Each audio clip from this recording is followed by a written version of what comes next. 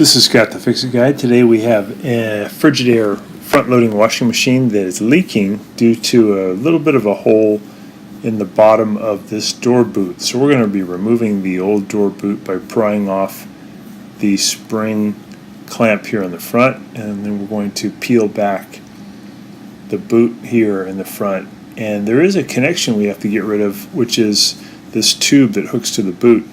We're going to get rid of the zip tie by clipping it with these sharp pliers. These are called diagonal pliers. This will snap off that zip tie, and then we can get the tube out of the boot. So now the door boot is only connected with a spring that connects it to the tub, and to get that off, we're going to push the boot in, and we're going to use a standard head screwdriver to pry off that spring tension where it's connected to the tub. So we just have to pull back a little bit on the boot and then wedge our standard head screwdriver in there and then pry it toward the silver spin basket, and that'll get it loosened, and then you can just pull the whole boot off. So it's a big old spring holding that on. And the next thing we need to do with the new boot, the new door gasket, is we need to use some liquid detergent to lubricate the inside rim, the part that's going to go on the tub. Otherwise, it's pretty hard to put it on.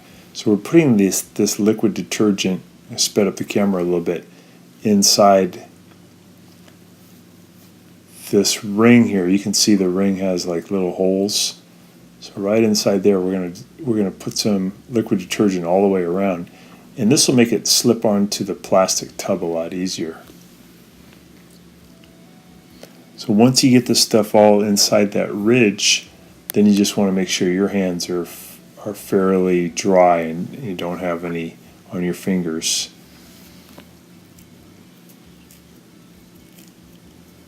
So the normal way that these boots are put on is to take off the front panel, but that involves a lot more disassembly, and it can be done without taking off the front panel. That's what we're showing here today. It's really not too difficult. So then we're going to put in the new boot. We got to make sure the holes are exposed here at the bottom, and that means that we put it on correctly. We can see these little drain holes at the 6 o'clock position. I'm going to push that boot onto the plastic tub. I'm going to get that rubber ridge that I lubricated to push onto the rim of the plastic tub, and you'll feel it. It feels like it locks in. It's pretty cool. You have to use your fingers. One hand kind of guides it over, and the other hand pushes that rubber firmly against that ridge until you feel like it clicks into position. And then you go a couple more inches. I'm going a little bit to the left. So one hand is guiding it in, the other one's pushing it until it locks in. I'm going to go a little more to the left, going up to about 7 o'clock. And then I'll go a little bit to the right too.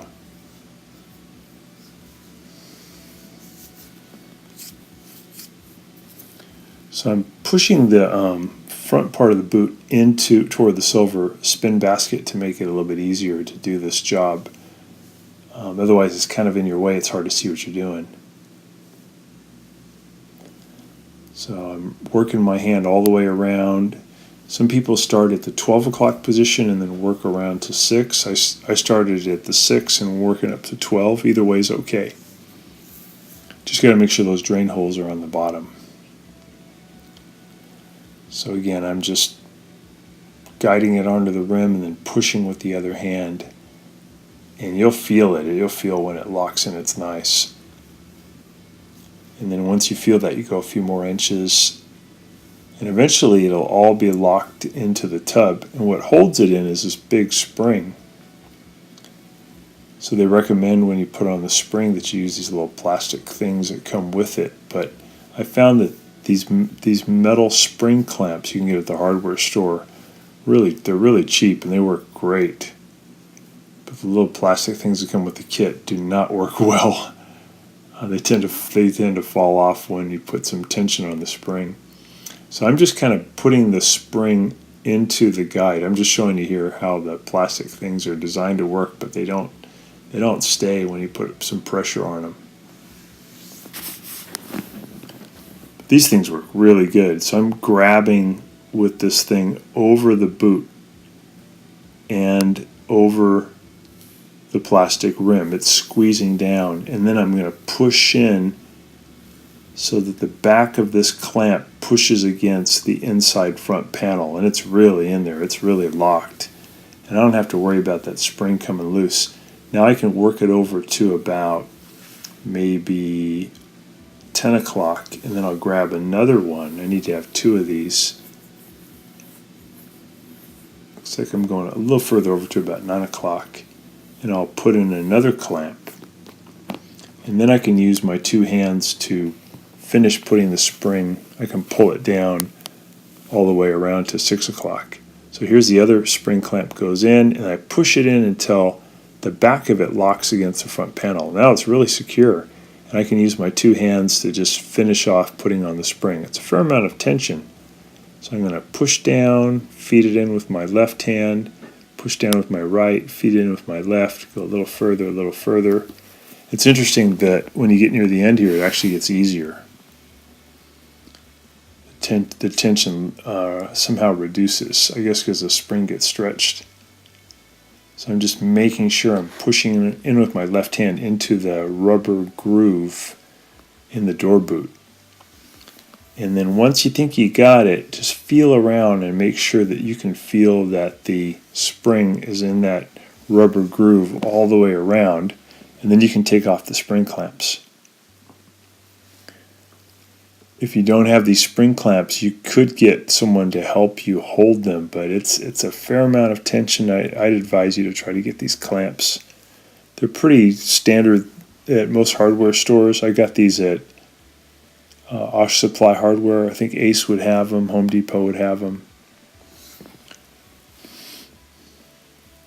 There we go. And then we'll take off the clamps. And that's the only real tricky part of this procedure. With the front panel off, it's actually easier to do. If you don't take off the front panel, it's faster, but a little trickier, and I would advise you to have some clamps. I'm just feeling and making sure it's really in there. It feels good.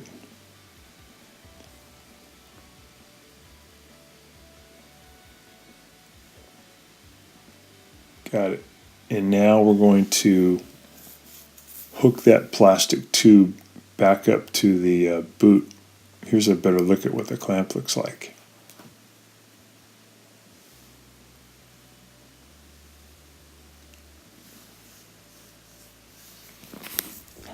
So I'm going to put a little lubrication inside this part of the boot, and then I'll feed the plastic tube in there. And then you can put a zip tie around it to hold it, or in this case I used a hose clamp to hold it. Either one will work fine.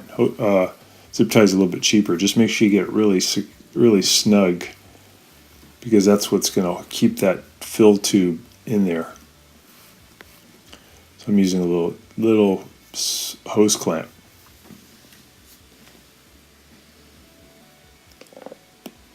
Some people also replace these door boots because they get that really bad black mold. It smells bad, it looks bad, and you can replace it for that reason too. We do advise people to keep the door open in between uses so that they get some air circulation, and that air circulation tends to retard or keep the black mold from forming.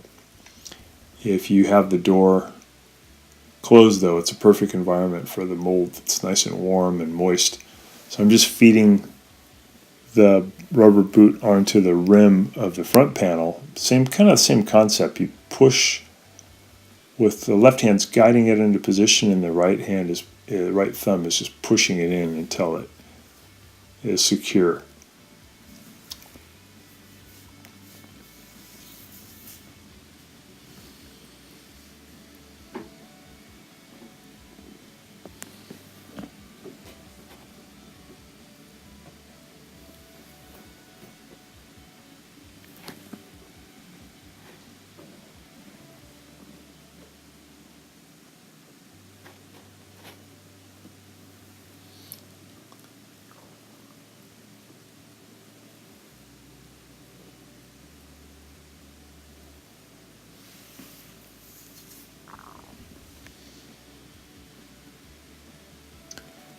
There we go. And we're going to put a little lubrication on the spring clamp.